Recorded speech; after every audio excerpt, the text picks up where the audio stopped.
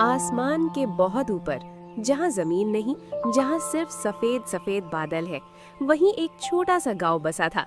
उस गांव का नाम था बादलपुर। चारों तरफ धुंध, बादलों की गलियां, बादलों पर उगती घास की खेती। यहाँ के लोग बहुत गरीब थे, लेकिन मेहनती थे। सुबह का समय था। दो दोस्त खेत के किनारे बैठे थे। एक था नीरज, सीधा सादा समझदार लड़का। दूसरा था करण, थोड़ा मजाकिया लेकिन लालच जल्दी आ जाता था। करण घास का तिनका तोड़ते हुए बोला, अरे नीरज, सोच यार, अगर हमारे पास ढेर सारा सोना होता ना तो हम भी अमीर बन जाते। तभी नीरज मुस्कुराकर बोलता है, सोना खुशी नहीं देता करण, मेहनत ही सबसे बड़ा धन है। अरे तू भी ना हमेशा ज्ञान देता रहता है। तभी अचानक हवा तेज चलने लगी, बादल हिलने लगे और दूर से एक अजीब सी आवाज आई। नीरज का चेहरा बदल गया। ये हवा आज कुछ अलग लग रही है। करण डरते हुए बोला, अरे कहीं वो पुरानी कहानी सच तो नहीं? कौन कहानी? तुम्हारे कहने का मतलब क्या है? जहाँ सोने की संदूक छुपी है, जो उसे छुए वो छोटा होने लगता है। तभी बादलों में कुछ चमका। करण की आंखें फैल गई। ये क्या है? आधी दबी हुई एक चमचमाती सोने की संदूक, इतना बड़ा खजाना। दीपक पीछे हट गया। मत जा करण, वहाँ बहुत खतरा है, तुम्हारी जान भी जा सकती है। करण आगे बढ़ा। दीपक की एक भी बात नहीं मानता है। लोग बेकार डरते हैं, आज मैं साबित कर दूंगा यहाँ कुछ नहीं है। दीपक डरकर कांपने लगा और करण को रोकते हुए बोलता है, भाई लौटा, मेरी बात मान ले। लेकिन करण ने संदूक पर हाथ रख दिया। जैसे ही हाथ लगा, तेज रोशनी फैली। हवा पागल हो गई। करण के पैरों में झंझनाहट होने लगी।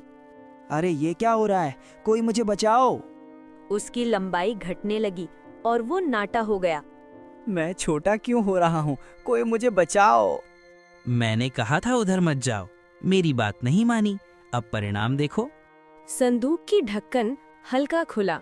अंदर काली हवा घूम रही थी। दीपक बचा ले भाई, मैं मरना नहीं चाहता हूँ। लेकिन करण और छोटा होता गया। फिर वो संदूक के अंदर खिंच गया और ढक्कन बंद हो गया। संदूक फिर आधी बादलों में दब गई। फिर सन्नाटा छा गया। दीपक भागता हुआ गांव लौटा। उसकी सांस फूल रही थी।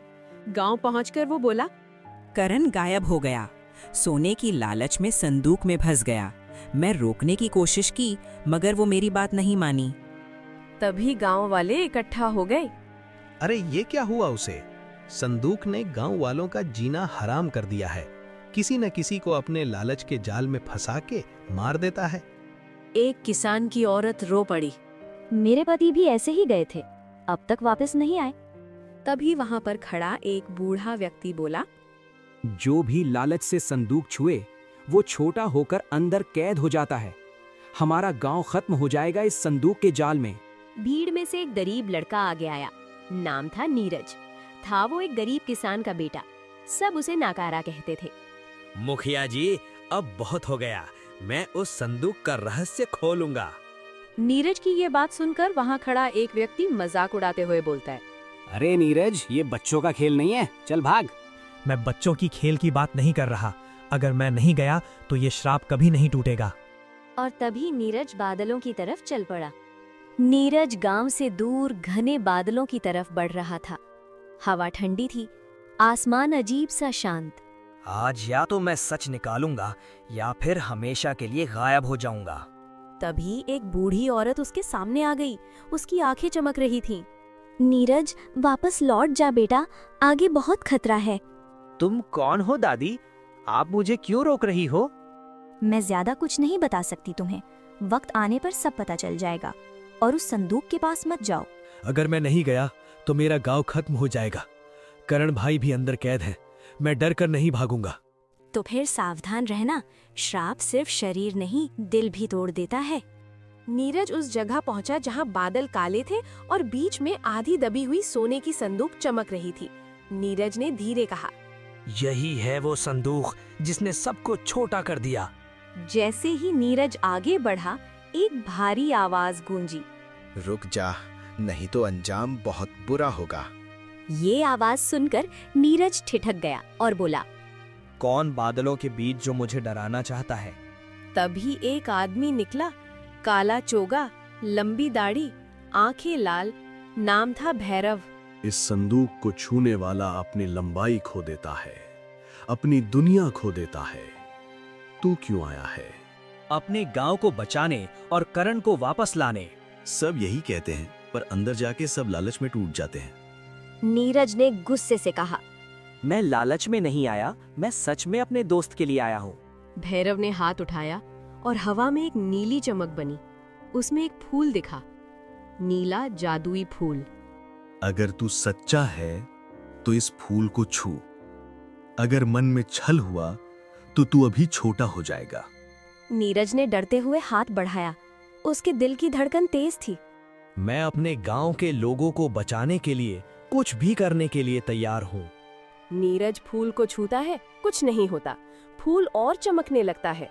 भैरव की आंखें चौड़ी हो जाती हैं। अरे, तू सच में ईमानदार है? नीरज, इस संदूक के अंदर एक दूसरी दुनिया है, जहां सब छोटे लोग कैद हैं। अगर तू अंदर गया तो वापस आना आसान नहीं होगा। मैं तैयार हूँ। भैरव ने संदूक की तरफ इशारा किया। ढक्कन अपने आप खुल गया। अंदर काली हवा घूमने लगी। नीरज ने आखिरी बार आसमान देखा। करण भाई, मैं आ रहा हूँ तुम्हें बचाने। और वो संदूक में कूद पड़ा। नीरज को लगा जैसे वो हवा में गिर रहा था। फिर अचानक वो किसी नर्म मिट्टी पर गिर पड़ा। उसने आंखें खोली। चारों तरफ धुंध और आसमान भी मिट्टी जैसा। नीरज उठकर खड़ा हुआ, लेकिन उसे सब कुछ बहुत बड़ा लग रहा था। पेड़ विशाल, घास पहाड़ जैसी। तभी उसे एहसास हुआ, मैं छोटा हो गया। उसने अपने हाथ देखे। वो सच में छोटा हो चुका था। दूर से किसी के रोने की आवाज आई। नीरज धीरे धीरे आगे बढ़ा और उसने देखा बहुत सारे छोटे लोग एक पेड़ के नीचे बैठे हैं। सब उदास, सब थके हुए। नीरज की आंखें फैल गईं और बोला, अरे, एक आदमी बैठा है सिर झुकाकर, वही करण है क्या? अब वो सिर्फ 6 फुट का रह गया था। नीरज दौड़ कर गया। करण भाई, आप ठीक हैं? नीरज, तू यहाँ कैसे? करण भाई, आपको बचाने आया हो। करण धीमी आवाज में कहता है। मैंने लालच किया, संदूक को छुआ और देख, मैं छोटा होकर यहाँ कैद हो गया। यहाँ से कोई बाहर नहीं जा सकता है। और बाकी लोग कहाँ हैं? करण ने इशारा किया।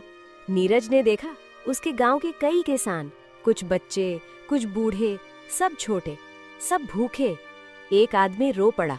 मेरी पत्नी मुझे ढूंढ रही होगी, मेरे बच्चे अकेले होंगे। करण धीरे से कहा, नीरज, ये दुनिया किसी इंसान के कब्जे में है। वो यहाँ का मालिक है। नीरज चौंक गया।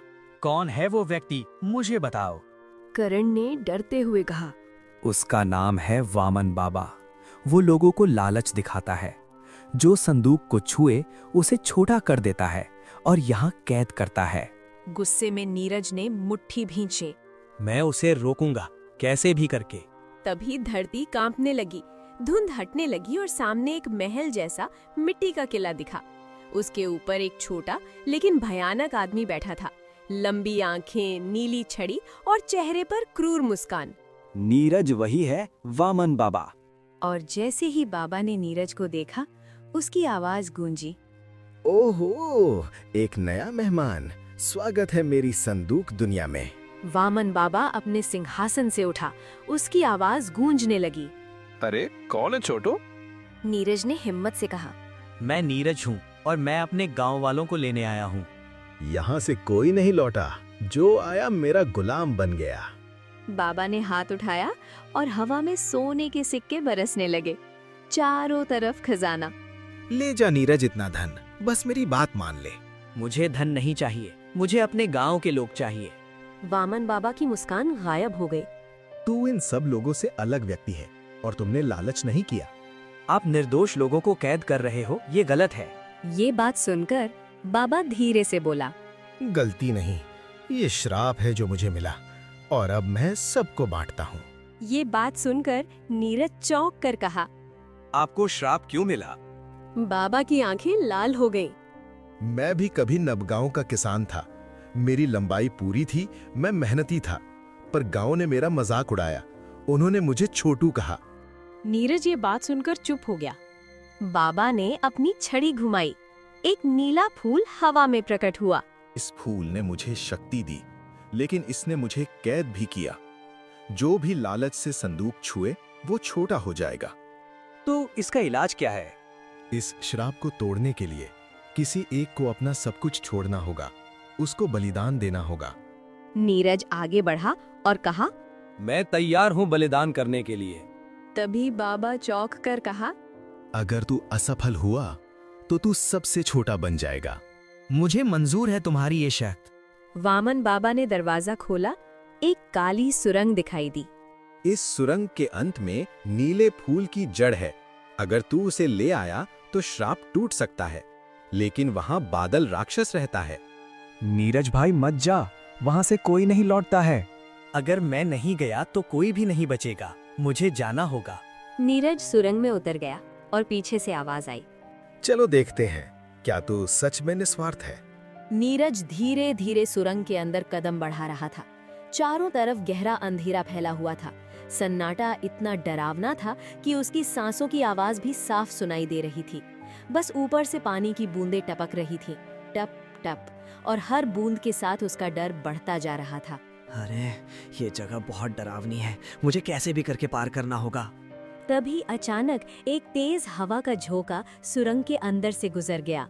नीरज के बाल और कपड़े हिलने लगे। उसी पल सुरंग की पुरानी दीवारों पर रहस्यमयी नीली रोशनी चमक उठी। पूरा माहौल और भी डरावना हो गया। नीरज घबराकर रुक गया और चौंकते हुए चारों तरफ देखने लगा। तभी अचानक सुरंग के अंदर एक भारी और डरावनी आवाज गूंज उठी। पूरा रास्ता कंपन करने लगा।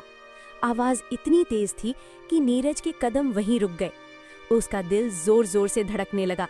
ऐसा लगा जैसे कोई विशाल शक्ति अंधेरे में छुपी हुई है। कौन आया है मेरी गुफा में? कौन हो? मुझे डराना चाहते हो? मेरे सामने आओ। आवाज फिर आई। मैं हूँ बादल राक्षस। धुंध के बीच से धीरे धीरे एक विशाल आकृति बाहर निकली। उसका शरीर बादलों जैसा भारी और डरावना था। उसकी आंखें जलती हुई नीली आग की तरह चमक रही थीं। हर सांस के साथ उसके मुंह से बिजली जैसी चिंगारियां निकल रही थीं। नीरज की आंखें डर से फैल गईं। वो कांपते हुए पीछे हट गया। ये कोई इंसान नहीं, ये तो सच में राक्षस है। राक्षस ने अपनी जलती हुई नीली आंखों से नीरज को घूरा। उसकी भारी आवाज सुरंग में गूंज उठी। नीरज ने हिम्मत दिखाकर कहा, मैं श्राप तोड़ने आया हूँ, मुझे नीले फूल की जड़ चाहिए। उसने राक्षस की आंखों में देखकर कहा, मेरे गांव पर एक भयानक मुसीबत है और अगर मैं ये जड़ नहीं ले गया तो सब कुछ खत्म हो जाएगा। जो भी यहाँ आया वो वापस नहीं गया। उसके शब्द सुरंग में गूंजने लगे। नीरज को लगा जैसे मौत खुद उसके सामने खड़ी है। चारों तरफ अंधेरा और भी गहरा हो गया। डर का साया पूरी गुफा में फैल गया। राक्षस ने धीरे धीरे अपना विशाल हाथ ऊपर उठाया। उसकी उंगलियों से नीली बिजली चमकने लगी। अचानक हवा में बादलों जैसी जंजीरें बनने लगी। कुछ ही पल में वो जंजीरें तेजी से नीरज की तरफ लपकी। नीरज संभल भी नहीं पाया और देखते ही देखते उसके चारों तरफ बंधन कस गए। वो डर के मारे चिल्लाने लगा, नहीं, मुझे छोड़ दो। नीरज जंजीरों में बंधा हुआ कांप रहा था, लेकिन तभी उसे भैरव की बात याद आई। उसने जल्दी से अपनी जेब में हाथ डाला और वो छोटा सा नीला फूल निकाल लिया। जैसे ही फूल हवा में आया, वो तेज चमकने लगा। नीली रोशनी पूरे सुरंग में फैल गई। राक्षस की आंखें चौड़ी हो गईं। वो डर के मारे एक कदम पीछे हट गया। अरे ये कैसी रोशनी है, मुझे कमजोर कर रही है। नीरज ने जैसे ही नीले फूल को पकड़ रखा, फूल से अचानक एक तेज नीली लहर निकल गई। जंजीरों पर लगी बादलों की जंजीरें फटकर टुकड़े टुकड़े हो गईं। नीरज के चारों तरफ का अंधेरा छट गया। वो जंजीरों से पूरी तरह आजाद हो गया। नीरज ने राहत की सांस ली और चमकती नीली रोशनी को देखा। राक्षस झुक गया। उसकी आंखों में अब डर साफ दिख रहा था। अब मुझे रोक नहीं सकता कोई भी। राक्षस की नीली जलती आंखें और भी तेज हो गईं। उसका शरीर बादलों जैसा उबलने लगा। नीरज ने फूल की ताकत से उसे मात दे दी थी। राक्षस गुस्से से गरजा और डरावनी आवाज में बोला, अरे वो मनुष्य, तुमको इसका अंजाम चुकाना होगा। राक्षस अचानक अपने गुस्से को रोक बैठा। उसकी विशाल नीली आंखों में अब क्रोध की जगह दुख और पछतावा झलकने लगा। उसका शरीर धीरे धीरे शांत हुआ। नीरज को लगा कि ये राक्षस अब अकेला नहीं बल्कि किसी बड़ी मजबूरी में फंसा हुआ है। सुरंग का वातावरण भी हल्का हो गया। नीरज ने थोड़ी दूरी बनाए रखते हुए उसकी आंखों में देखा। राक्षस की चोटेल और दुखी छवि उसके सामने साफ दिख रही थी। मैं राक्षस नहीं था, मैं भी कभी इंसान था। वामन बाबा ने मुझे श्राप दिया और मैं यहाँ पहरेदार बन गया। नीरज ने धीरे कहा, अगर मैं ये श्राप तोड़ दूं तो क्या तुम मुक्त हो जाओगे? हाँ, लेकिन जड़ तक पहुंचना तेरे बस की बात नहीं। मैं करूंगा क्योंकि मेरे लोग मेरा इंतजार कर रहे हैं। राक्षस ने रास्ता छोड़ दिया। जा, पर सावधान, असली खतरा अभी बाकी है। नीरज ने धीरे धीरे कदम बढ़ाए। सुरंग अब पहले से भी गहरी और रहस्यमयी लग रही थी। दीवारों पर नीली नसें चमक रही थीं, जैसे नीले फूल की जड़ें अंधेरे में अंदर तक फैल रही हों। नीरज की सांस तेज हो रही थी, लेकिन उसका इरादा मजबूत था। हर कदम पर उसे महसूस हो रहा था कि जड़ें उसकी राह दिखा रही हैं और यही मार्ग उसे श्राप तोड़ने की शक्ति तक ले जाएगा। नीरज ने धीरे धीरे कदम बढ़ाए। सुरंग अब पहले से भी गहरी और रहस्यमयी लग रही थी। दीवारों पर नीली नसें चमक रही थीं, जैसे नीले फूल की जड़ें अंधेरे में अंदर तक फैल रही हों। नीरज की सांस तेज हो रही थी, लेकिन उसका इरादा मजबूत था। हर कदम पर उसे महसूस हो रहा था कि जड़ें उसकी राह दिखा रही हैं और यही मार्ग उसे श्राप तोड़ने की शक्ति तक ले जाएगा। आगे का पार्ट देखने के लिए चैनल को सब्सक्राइब करो और वीडियो को लाइक करो। फिर मिलते हैं अगले पार्ट में।